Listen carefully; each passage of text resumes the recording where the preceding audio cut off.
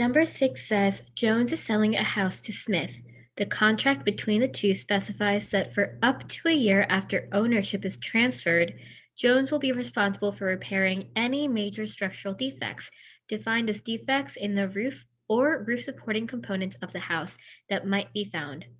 Jones is not responsible for any other repairs. The house has a truss roof, which means that the only walls that support the roof are the exterior walls.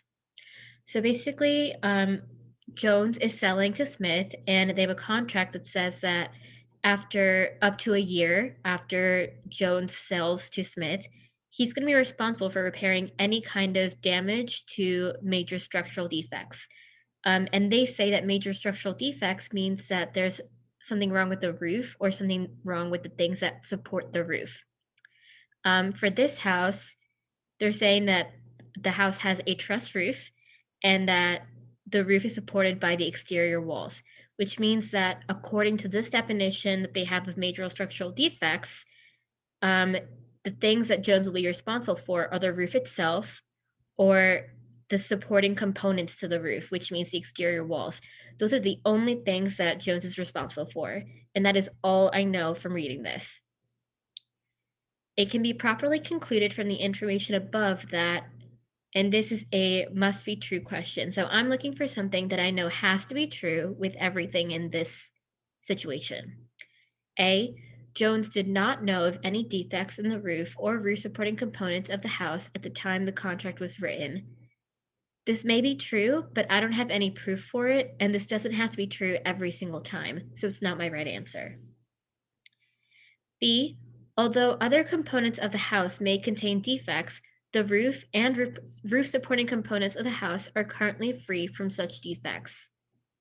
Again, this may be true, but I can't prove it, and I also don't have to have this be true every single time. C, the contract does not oblige Jones to repair any defects in the house's non-exterior walls after ownership of the house has been transferred. So I really like this because it's what I said when I went back and summarized, and I said that the only things that Jones will be responsible for are the roof itself and the exterior walls, because the exterior walls are the only thing that support the roof. So I like C a lot, but I'm going to keep reading just in case. D, Smith will be obliged to repair all structural defects in the house within a year after ownership is transferred, except those for which Jones is responsible.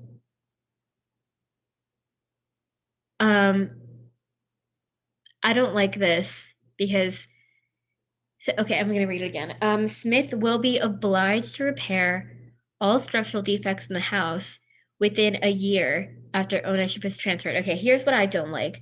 He may be obliged to repair all the defects in the house because, one, it's his house and he's going to need to repair things that are wrong with it.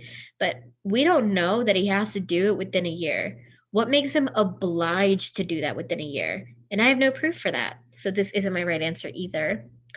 And then E, in the past, Jones has had to make repairs to some of the house's exterior walls. Maybe, maybe not. I can't prove that, and it's not that important to me. What matters is what we can prove, and we can prove that he has to fix everything but the non-exterior walls. Or I'm sorry, that the only thing he has to fix are the exterior walls, and he doesn't have to fix anything else.